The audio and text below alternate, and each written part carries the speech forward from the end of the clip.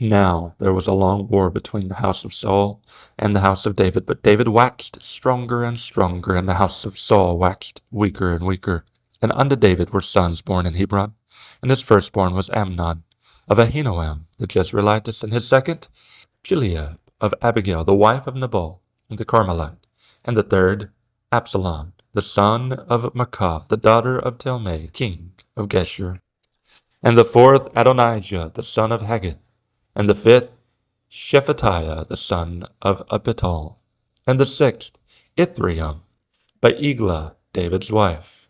These were born to David in Hebron. And it came to pass, while there was war between the house of Saul and the house of David, that Abner made himself strong for the house of Saul.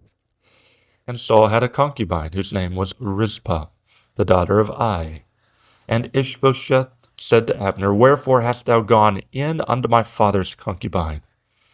Then was Abner very wroth for the words of Ish-bosheth, and said, Am I a dog's head, which against Judah do show kindness this day unto the house of Saul thy father, to his brethren, and to his friends, and have not delivered thee into the hand of David, that thou chargest me today with a fault concerning this woman? So do God to Abner, and more also, except as the Lord hath sworn to David, even so I do to him, to translate the kingdom from the house of Saul, and to set up the throne of David over Israel and over Judah, from Dan even to Beersheba. And he could not answer Abner a word again, because he feared him. And Abner sent messengers to David on his behalf, saying, Whose is the land? Saying also, Make thy league with me, and behold, my hand shall be with thee, to bring about all Israel unto thee. And he said, Well, I will make a league with thee, but one thing I require of thee, that is, thou shalt not see my face, except thou first bring Michal, Saul's daughter, which thou comest to see me, when thou comest to see me. And David sent messengers to Ish-bosheth, Saul's son, saying, Deliver me my wife Michal, which I espoused to me for 100 foreskins of the Philistines. And Ish-bosheth sent, and took her from her husband, even from Phaltiel, the son of Laish.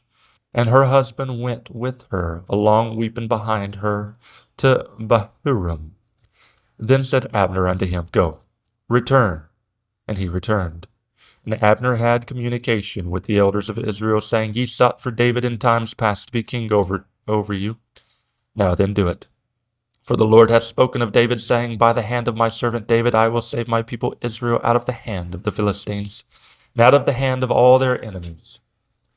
And Abner also spake in the ears of Benjamin, and Abner went also to speak in the ears of David in Hebron, all that seemed good to Israel, and that seemed good to the whole house of Benjamin. So Abner came to David to Hebron, and 20 men with him, and David made Abner and the men that were with him a feast. And Abner said unto David, I will arise and go, and I will gather all Israel unto my lord the king, that they may make a league with thee, and that thou mayest reign over all that thine heart desireth. And David sent Abner away, and he went in peace. And behold, the servants of David and Joab came from pursuing a troop, and brought in a great spoil with them. But Abner was not with David in Hebron, for he had sent him away, and he was gone in peace. When Joab and all the host that was with him were come, they told Joab, saying, Abner the son of Ner came to the king, and he hath sent him away, and he is gone in peace. Then Joab came to the king and said, What hast thou done? Behold, Abner came unto thee. Why is it that thou hast sent him away, and he is quite gone? Thou knowest Abner the son of Ner, that he came to deceive thee, and to know thy going out and thy coming in, and to know all that thou doest. And when Joab was come out from David, he sent messengers after Abner, which brought him again from the well of Sarai. But David knew it not. And when Abner was returned to Hebron, Joab took him aside in the gate to speak with him quietly, and smote him there under the 5th rib, that he died for the blood of Asahel, his brother. And afterward, when David heard it, he said, I and my kingdom are guiltless before the Lord forever from the blood of Abner the son of Ner. Let it rest on the head of Joab and all his father's house, and let there not fail from the house of Joab one that hath an issue, or that is a leper, or that leaneth on a staff, or that falleth on the sword, or that lacketh bread.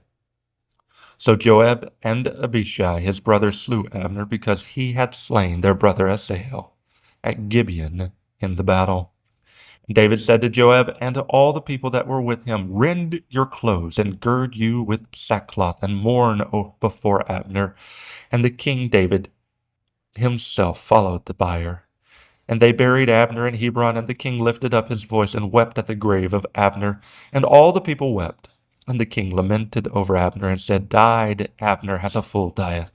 Thy hands were not bound, nor thy feet put into fetters, as a man falleth before wicked men. So fellest thou." And all the people wept again over him. And when all the people came to cause David to eat meat while it was yet day, David sware, saying, "So do God to me, and more also, if I taste bread or aught else, till the sun be down." And all the people took notice of it, and it pleased them, as whatsoever the king did pleased all the people. For all the people in all Israel understood that day that it was not of the king to slay Abner the son of Ner. And the king said unto his servants, "Know ye not that there is a prince and a great man fallen this day in Israel? And I am this day weak, though anointed king, and these men the sons of Zeruiah be too hard for me. The Lord shall reward the doer of evil according to his wickedness."